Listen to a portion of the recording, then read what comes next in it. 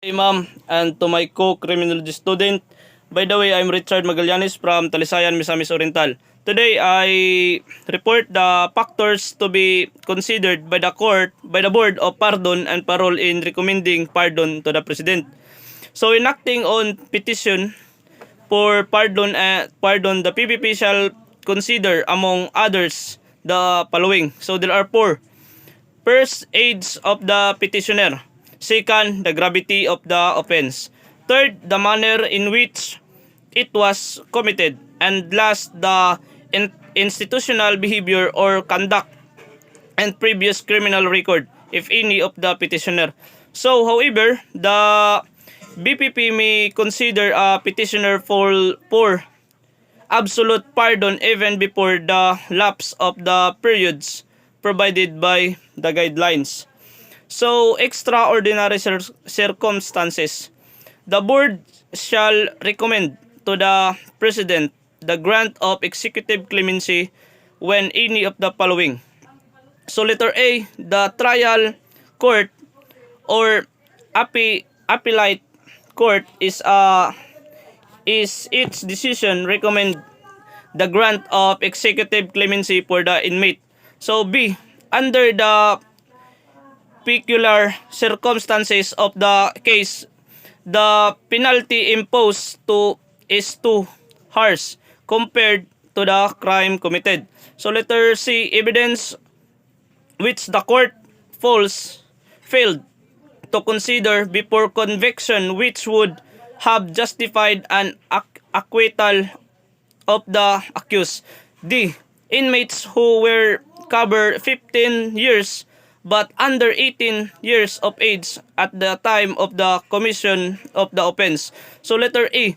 Inmates who are 70 years old and above whose continued imprisonment is inimical to their health as recommended by a physician of the Bureau of Correction Hospital and contiled certified under oath by the physician designate by the Department of Health. Letter F.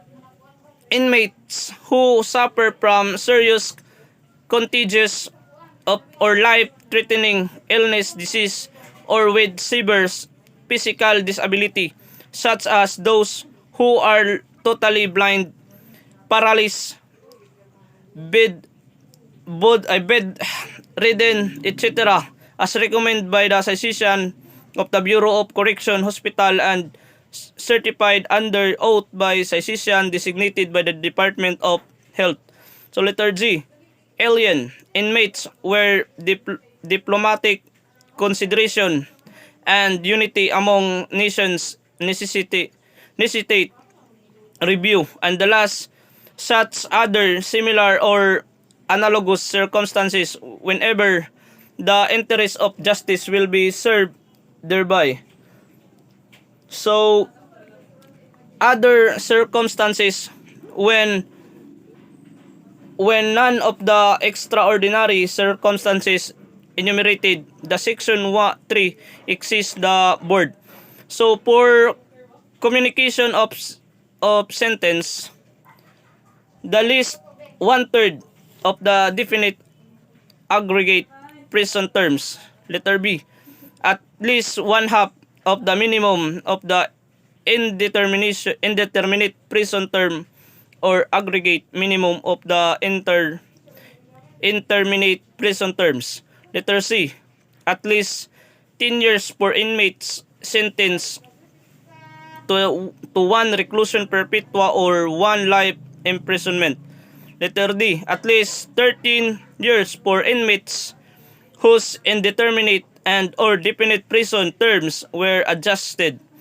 Letter E. At least 15 years for inmates convicted of heinous crimes. Letter F. At least 18 years for inmates convicted and sentenced to reclusion perpetua or life imprisonment. Letter G. At least 20 years for inmates sentenced or 2 years or 2 or more reclusion perpetua or life imprisonment. Letter H. at least 25 years for inmates originally sentenced penalty but which was automatically reduced or committed reclusion perpetua. So for conditional pardon, an inmate should have served at least one half of the maximum of the original interminate and definite prison term.